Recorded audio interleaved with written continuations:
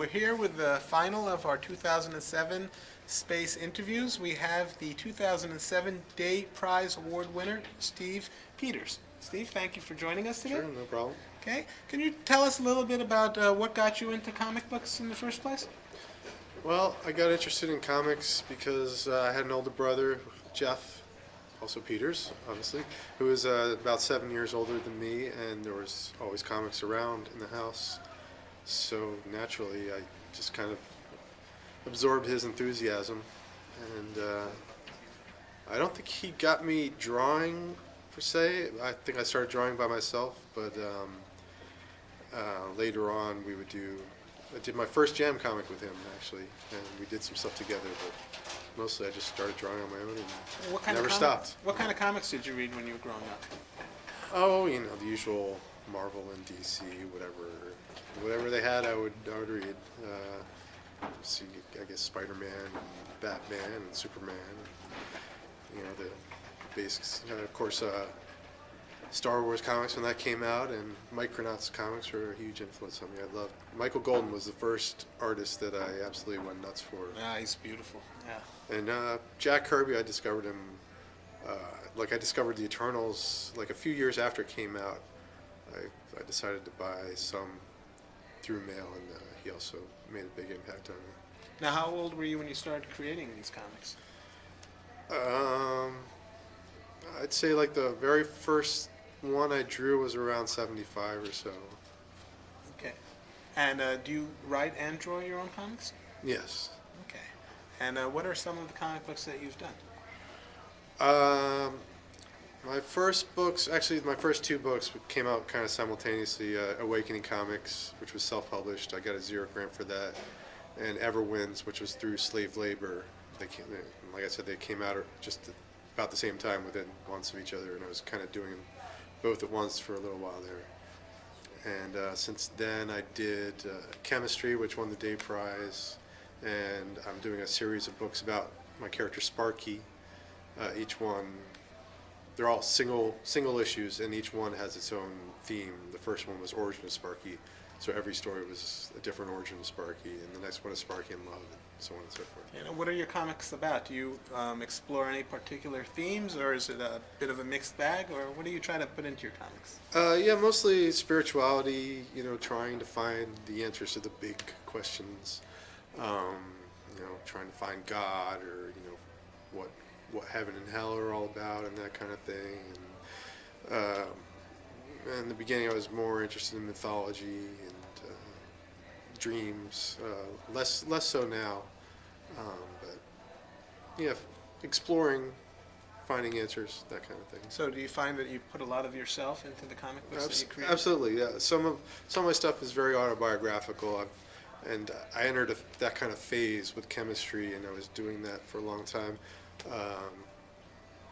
Besides Chemistry, my other autobiographical stuff is only just seeing light now, through Sparky. I'm putting little bits and pieces into Sparky comics, but now I'm trying to move away from autobiography a little bit, because it was getting a little too, maybe not too personal, but I just started getting bored with drawing myself, and I think it's a little easier to hide behind a character, fantasy character. I did a book called Paradox. Originally, it was going to be an autobiographical story, just like Chemistry, but it was the material was just like so close to home, and it was about a very painful thing that happened to me, and I could never finish it. It was just too hard.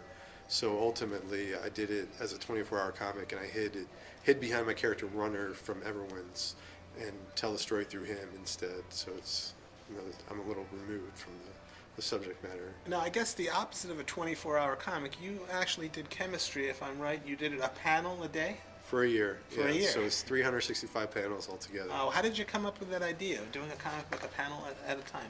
Well, after I did Awakening Comics 1999, in 1999, I solicited something called Millennium Bug Fever, another comic which never got finished.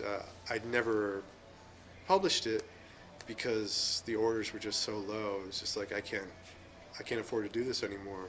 So I took a break from comics and decided I should try something else. And so I started a band, which is my other big dream.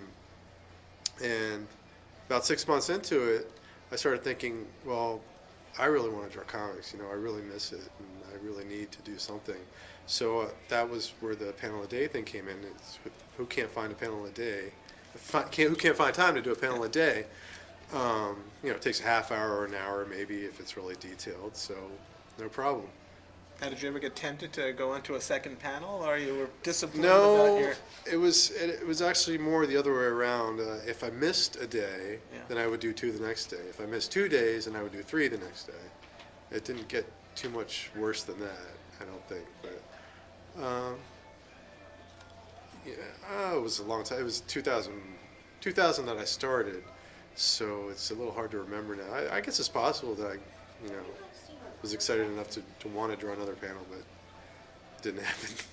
Now, but I notice in chemistry, a lot of your pages are designed as a whole. And, That's right. But yet you're doing it panel by panel. So did you first come up in your mind with the entire page and then execute it panel by panel? That's right. Yeah, I might have sketched it out a little so that it would, Like so a that it would- thumbnail? yes. Well, not a thumbnail, but I would sketch it out on the page, and of course it's broken up in a whole bunch of little. A lot of pages are broken up into many panels. So I'm thinking of one in particular, which is kind of circular, and it's me talking to this demon, and so obviously I had to pencil out the whole page and then, execute each panel individually, so as I went. And when you did the panel, was it the pencils and the ink all in one day, or did you do the pencils first and go back in ink, or how did that work?